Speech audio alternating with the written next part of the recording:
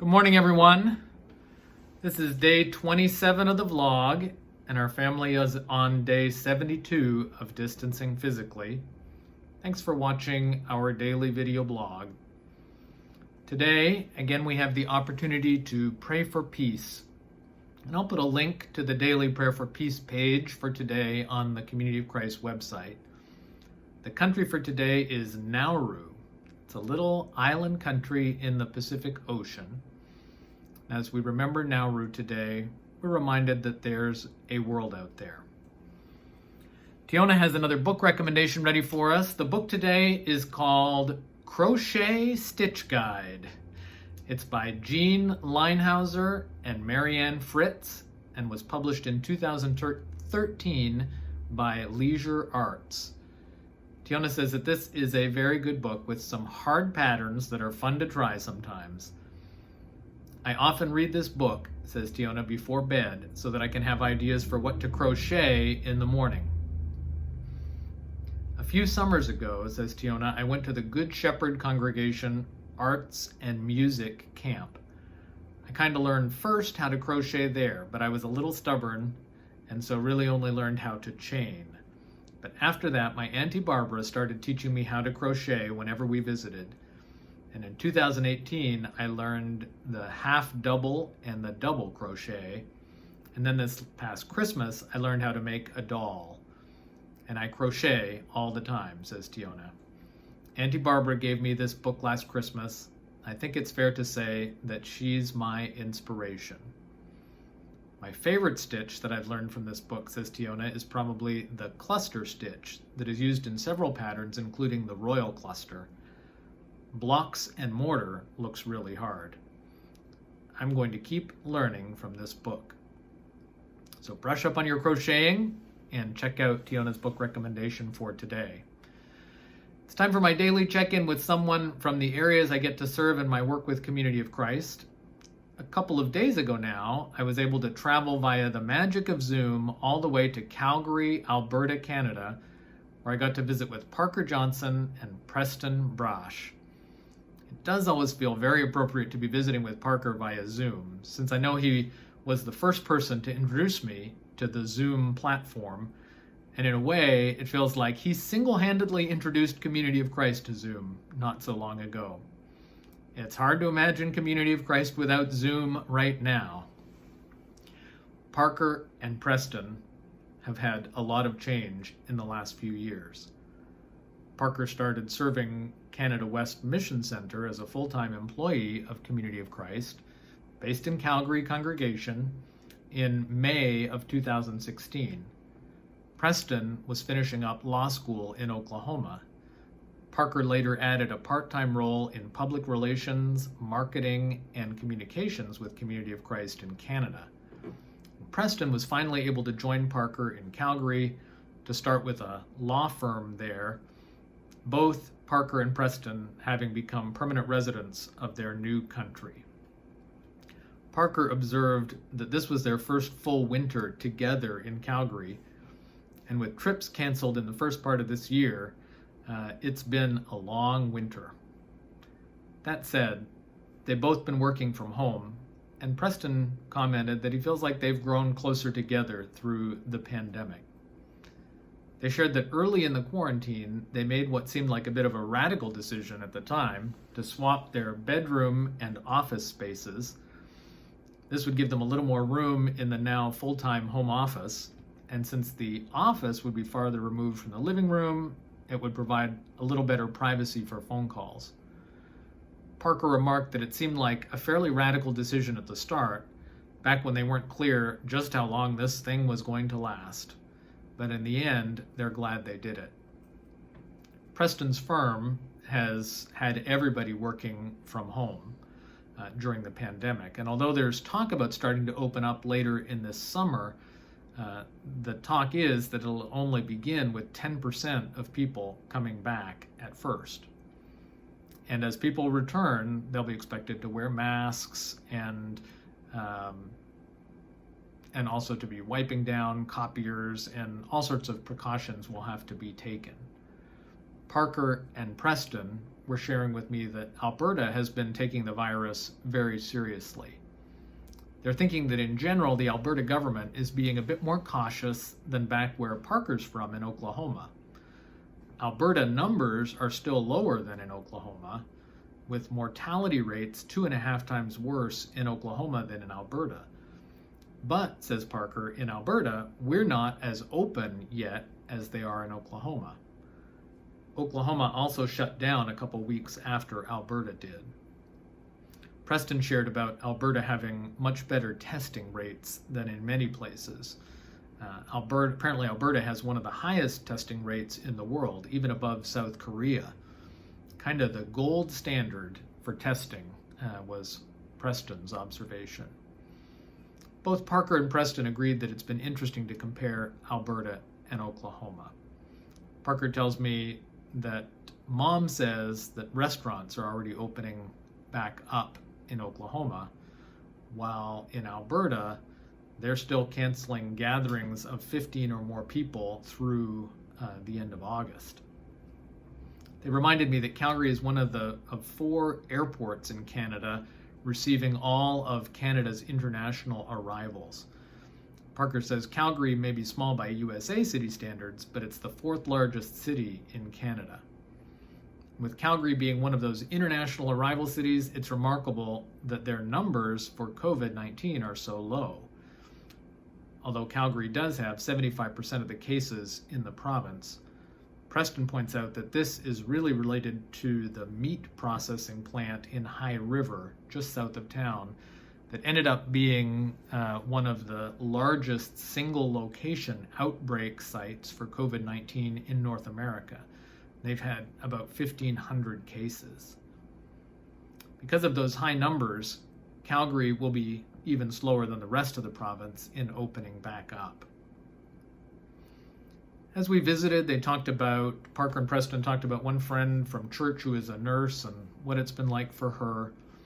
Another friend that they have is headed back to their workplace, but that workplace will only be open in the mornings so that the afternoons can be dedicated to cleaning and disinfecting. Meanwhile, Parker says his work has always had an online emphasis, and so he's always worked from home.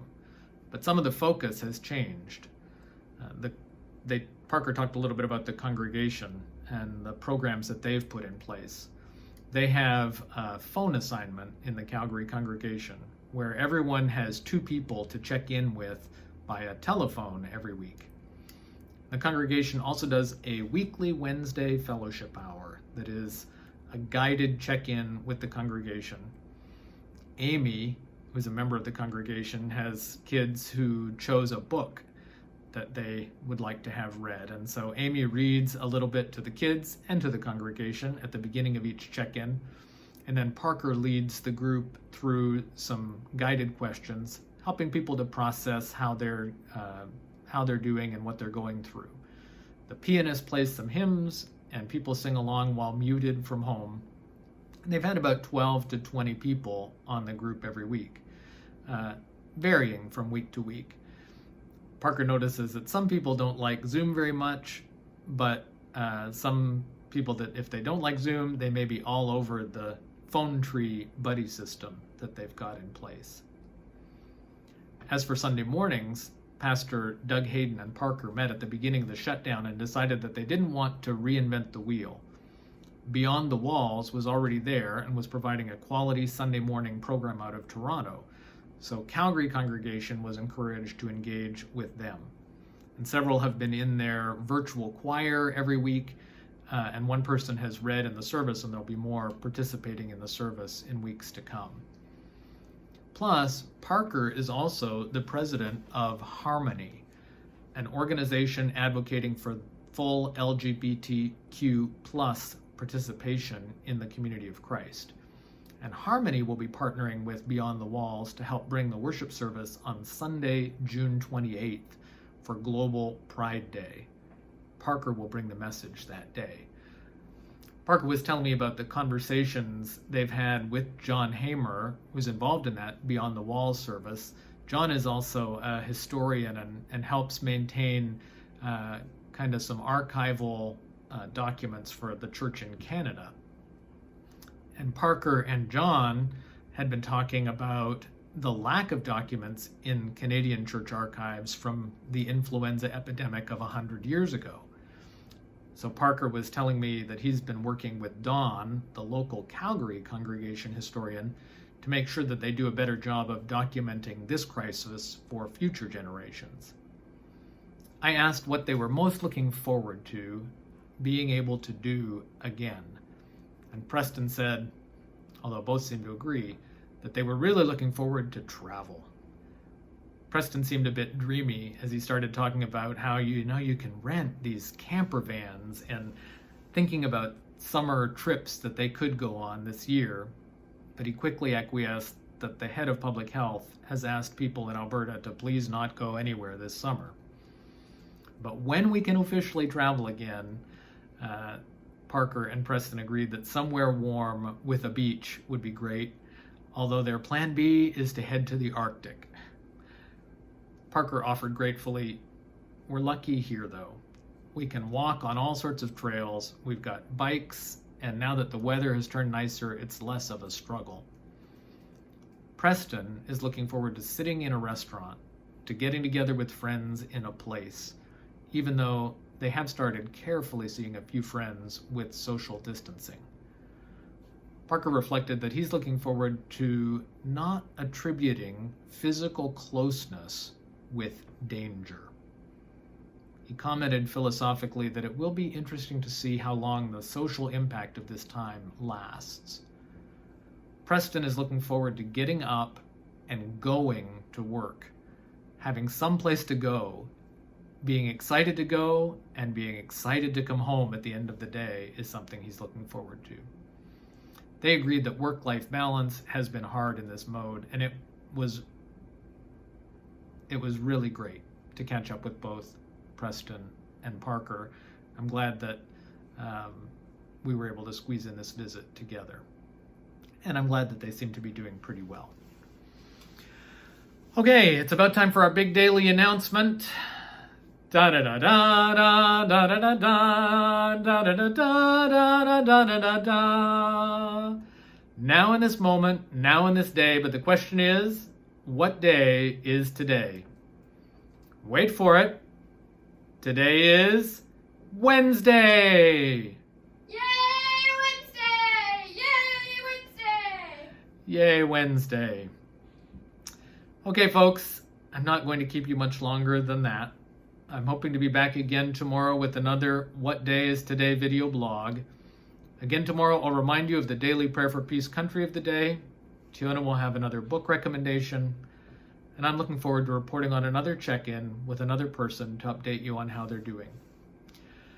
My conversation with Parker and Preston, by the way, had me marking a couple of things on my calendar that I don't want you to miss either. You might want to add these to your calendar. So Harmony, the LGBTQ plus inclusion advocacy organization that Parker is president of, has been hosting monthly Sacred Pause events. These are online spiritual gatherings that include communion. And the next Sacred Pause is scheduled for May 25th at 8 p.m. Central Daylight Time. Watch for information on that on the Harmony website. Add that to your calendar if you like, and I'll add a link to the webpage on my vlog description.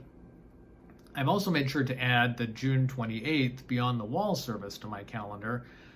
I know some of you are regular viewers of that Sunday morning program. I'll put a link to their YouTube channel in the description so you can watch for the stream information when it's posted.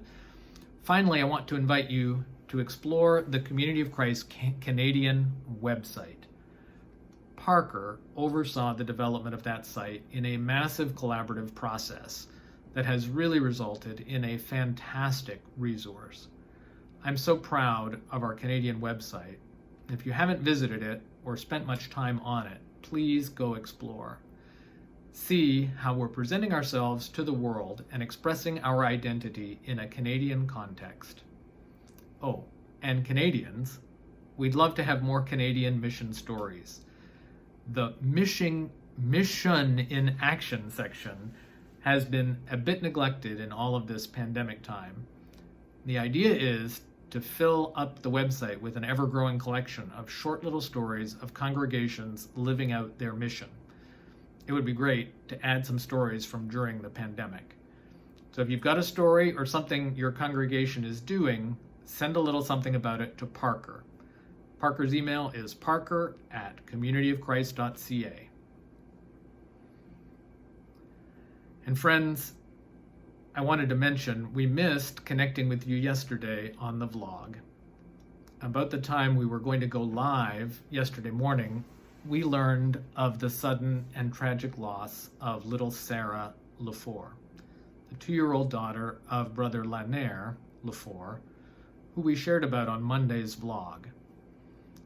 Little Sarah was a little angel, loved by everyone. Many remember Sarah, who was at World Conference in 2019 with Lanier and Yiguette. Sarah became gravely ill on Monday after a heart incident, and she passed away yesterday morning. It didn't feel like we could go ahead with our planned video yesterday. I spent the morning talking with Lanier and then reaching out to other staff and leaders to let them know what had happened and to ask for prayers. I would ask you all to remember Lanier and Yiguette and their family in your prayers at this time of great sadness and loss. So I'm signing off now from my home in Independence, Missouri. Thanks for your prayers for Lanier and his family. And please, until tomorrow, remember to breathe.